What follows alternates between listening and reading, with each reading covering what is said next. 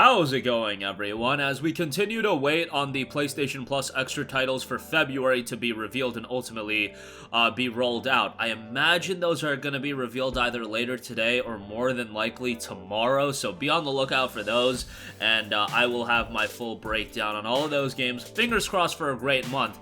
What's getting lost in the shuffle a little bit is that February is also a major month for a lot of games to be leaving PlayStation Plus Extra.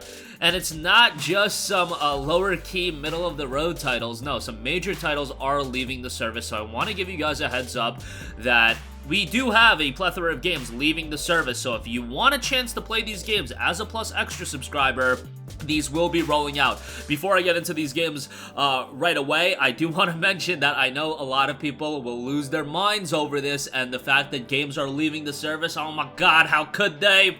Look, you can make your argument whether or not Plus Extra is worth it, whether or not you like the library of games. Personally, I think it's been pretty good, but that's neither here nor there. Just realize when it comes to these licensing deals that are signed to these subscription services, this is just a reality. This happens with Xbox Game Pass, this happens with Netflix, Hulu, whatever subscription service you want to talk about, there's a licensing deal that is made, and after that agreement expires, you can either renew the deal, but you'll obviously have to go through a negotiation period, or you just let it expire, and then the game can be shopped around, put on other subscription services, or just be removed from the service entirely. Also, that is obviously not the same case when it comes to first-party titles, because first-party titles are owned in-house by Sony, and they're going to want to offer as much value to their own subscription service as possible within reason, so they can maximize, selling their $60 and $70 games still. So yeah, I feel like I always see comments like that, so I thought it would just be a good idea to reiterate that. Alright, now on to the video. Let's look at the games that are being pulled. We've got 12 games to go over. Agatha Christie, The ABC Murders is being pulled. The Book of Unwritten Tales 2 is being pulled. Major one here, Grand Theft Auto Vice City, the definitive edition, is being pulled.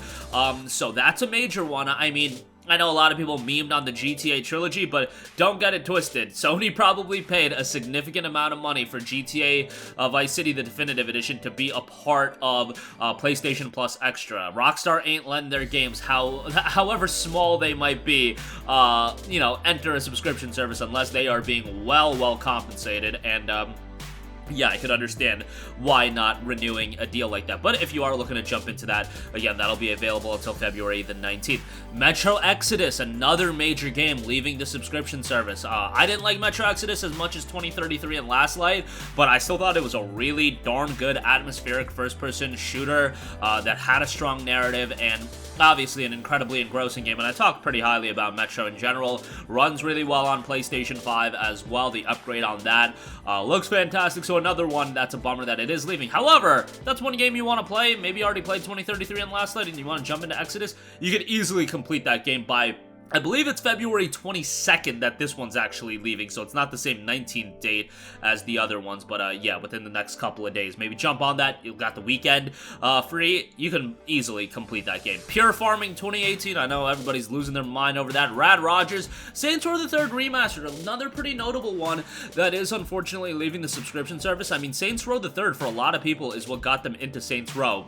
I know that Saints Row the Third was a stark shift from Saints Row 1 and 2, but that's kind of what drew a lot of people in. The wackiness, the zaniness, the over-the-top nature of Saints Row the Third. It's not a super lengthy game, so if you want to jump in and go through that, if you want to rush through the campaign, that is, if you want to do all the content, that's going to be a little bit more of an undertaking, but yeah, that's another one you can jump into. Game goes for super cheap as well when it does go on sale, so not that big of a deal if you do want to ultimately buy the game at that point. Cinemora EX is being pulled. Great shoot 'em up there.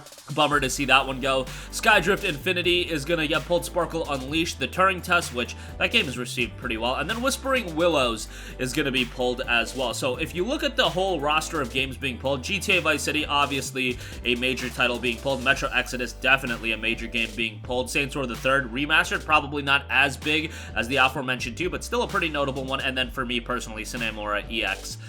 That is a bummer. Again, this is going to be a reality when it comes to PlayStation Plus, and I'm trying to be pretty good in keeping you guys updated when these games do get pulled, because I remember when Plus Extra got launched, Red Dead Redemption 2 was a part of the service, and that was a major game that a lot of people signed up to Plus Extra to be like, hey, Red Dead is on there? Great. And then come September, just a month or two after Plus Extra really got going, Red Dead was unfortunately a game that got pulled. I mentioned it really late in the game that it was getting pulled, and a lot of you guys were like, yo, bro, you gotta mention this stuff way ahead of time because nobody's, you know, jumping into Red Dead Redemption 2 48 hours before it getting pulled and actually putting any sort of significant time into it. So yeah, there you go with that.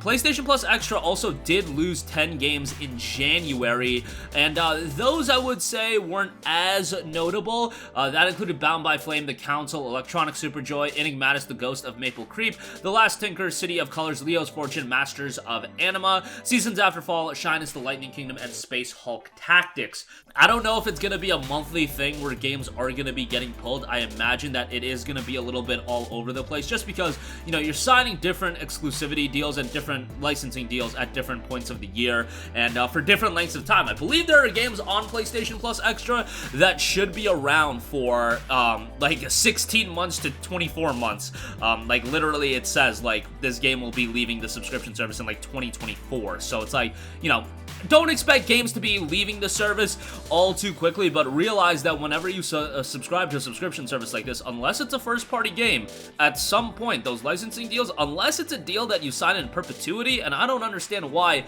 any developer or publisher would sign a deal in perpetuity unless the money is just that good.